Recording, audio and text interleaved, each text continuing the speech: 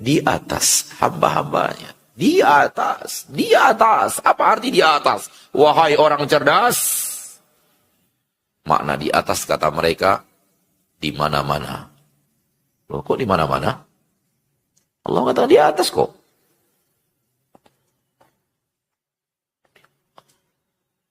Ini kan nunjuk arah.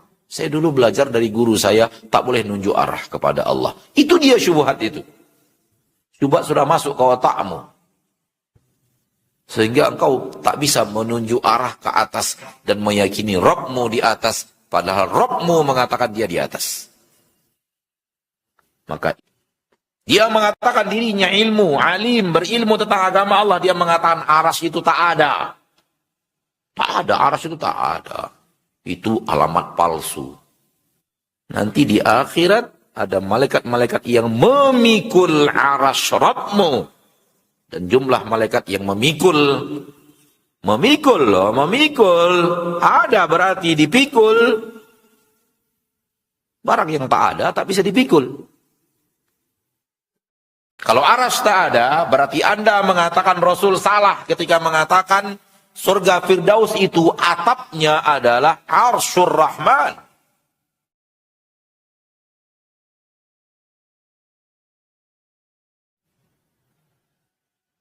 Bab ini di dalam bahasan Syekh Abdul Razak sekarang ini di dalam bab al-asma as-sifat al-muthbatah. Beliau sedang berbicara as-sifat al-muthbatah. Beliau mengatakan bahwa nama-nama Allah tabaraka wa ta'ala Rabbul Izzati wal Jalalah yang husna apabila dilihat dari makna-maknanya dan kandungan-kandungan sifatnya, maka terbagi 4. 1. Maka min hadalan ala sifatin dzatiyah. Nama-nama Allah yang menunjukkan zat Allah, menuju sifat zat Allah.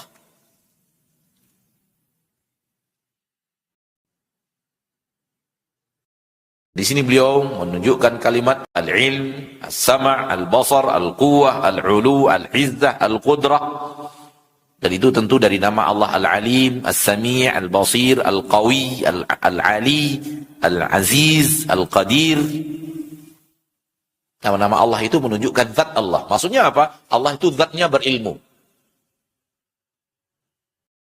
Zatnya sami', zatnya basir, zatnya qawi, zatnya ali, tinggi.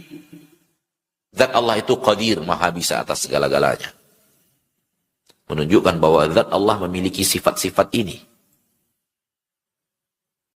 Dan tak pernah suatu saat Allah tabaraka wa ta'ala tidak memiliki sifat-sifat ini, karena ini sifat melekat pada zat Allah. Allah tak pernah tak berilmu, lalu ilmu datang belakangan. Tidak. Allah itu alim dengan zatnya. Pada zatnya. Qawi, tak pernah Allah itu lemah kemudian datang kekuatan. Karena zat Allah itu qawi.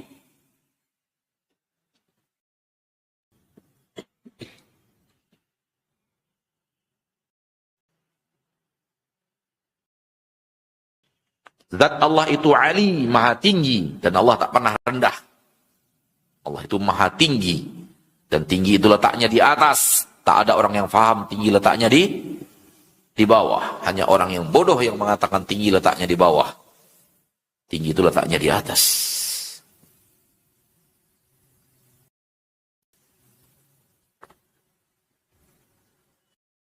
Maka Allah di atas. Oleh karena itu ayat-ayat Allah menunjukkan bahwa Allah di atas. Zat Allah itu di atas.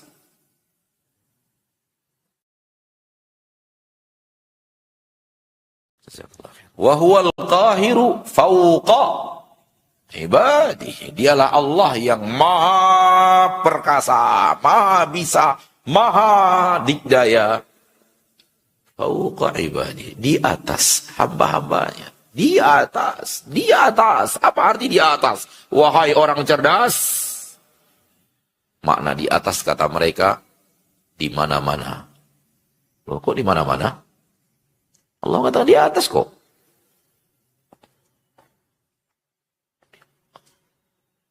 Ini kan nunjuk arah. Saya dulu belajar dari guru saya, tak boleh nunjuk arah kepada Allah. Itu dia syubhat itu. Syubhat sudah masuk ke otakmu.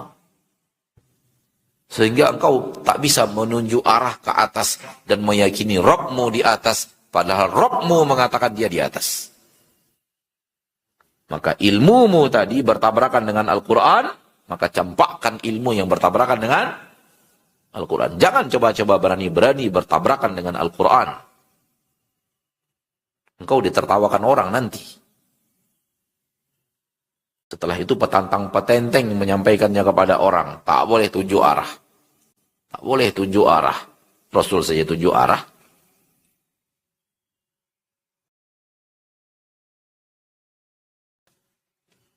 Dia mengatakan dirinya ilmu, alim, berilmu tentang agama Allah. Dia mengatakan aras itu tak ada.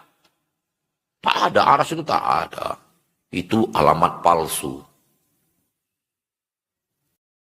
Sementara di dalam ayat tadi kita baca apa? Wa yahmilu arsya rabbika yawma idzin fawqahum thamaniyah. Nanti di akhirat ada malaikat-malaikat yang memikul arasy Rabbmu. Dan jumlah malaikat yang memikul. Memikul loh, memikul. Ada berarti dipikul. Barang yang tak ada tak bisa dipikul.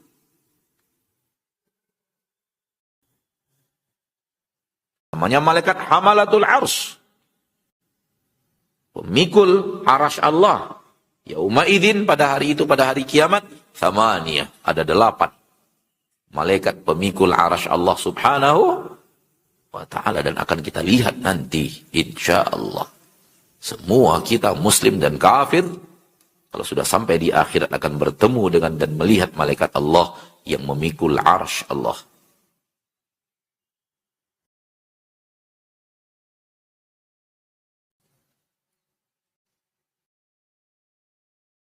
Tapi kata mereka, tak benar itu. Arasy Allah itu tak ada, itu alamat palsu. Tertawa orang mendengarnya. Pak Yai, Pak Yai. Ini Pak Yai itu apa sih ini? Bertabrakan dengan Al-Quran. Dia mengatakan dia ahli ilmu. Dia mengatakan dia ahlu sunnah. Apa yang ada dalam sunnah dia ingkari. Bagaimana dia mengatakan dirinya ahlu sunnah? Ahlu sunnah tak pernah mengingkari sunnah. Ahlu sunnah taat kepada sunnah. Bukan ahlu sunnah orang yang kerjaannya menyeberangi dan menyelisihi sunnah. Itu bukan ahlu sunnah. Walau dia teriak ke langit ketujuh bahwa dia ahlu sunnah. Namun dia menyelisihi sunnah. Maka bukan ahlu sunnah. Ahlu sunnah man wafaqas sunnah.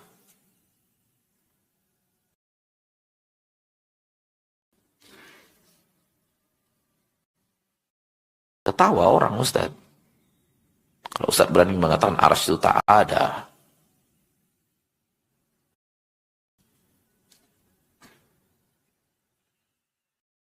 Kalau arsy tak ada, berarti Anda mengatakan Rasul salah ketika mengatakan surga Firdaus itu atapnya adalah Arsyur Rahman. Hadisnya demikian. Kalau kalian meminta surga kepada Allah, minta surga Firdaus, karena itu surga yang paling tinggi, surga yang paling keren, surga yang paling hebat. Dan atap surga Firdaus adalah Arsyur Rahman. Atapnya, lihat atapnya, berarti di atas surga Firdaus. Yang mengatapi plafonnya surga Firdaus adalah Arsyur Rahman, arsy-nya Allah. Alamat palsu, berarti surga Firdaus pun alamat palsu. Karena atapnya palsu, maka surga Firdaus pun palsu.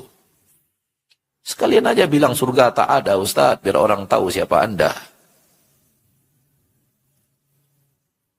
Jangan setengah-setengah masuknya. Setengah diingkari, setengah ditetapkan, setengah dinafikan, setengah diimani. Iman-iman sekalian, ndak sekalian. Jelas. Jangan main di dunia samar-samar. Umat bingung nanti.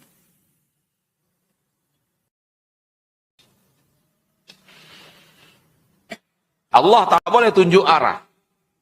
Tayyib. Apakah Anda beriman penduduk surga nanti melihat Allah? Beriman tidak? Wujuhu yawma idzin nadhirah ila rabbiha nadhirah. Hadis-hadis yang sangat banyak. Dan ini merupakan ciri akidah ahlu sunnah. Mereka beriman bahwa akan ada saat bertemu dengan Allah dan melihat kepada wajah Allah. Ini ciri-ciri ahlu sunnah. Akidah ahlu sunnah diantaranya yang membedakan mereka dengan ahlu sunnah dan tidak ahlu sunnah. Mereka mengimani suatu saat penduduk surga akan bertemu Allah, melihat Allah di dalam surga. Anda beriman atau tidak? Ada ayatnya, ada hadisnya. Oh, kalau itu saya beriman. Beriman, ya. Berarti Allah dilihat dari arah mana?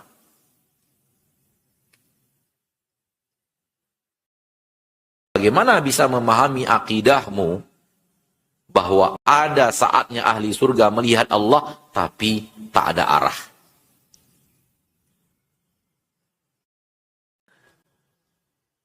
Bisa nggak? Allah itu nggak ada arah, tapi bisa dilihat di dalam surga. Bagaimana cara melihat sesuatu yang tak boleh ada arah? Ala kulli hal. Akidah salah membuat kita bingung. Lebih baik punya akidah yang tidak salah, sehingga tidak bingung. Namun itulah dia syubhat. Kalau sudah melekat di kepala, membuat orang berani melawan Al-Quran dan hadis dengan syubhat yang ada di kepalanya. Waliyadzubillah.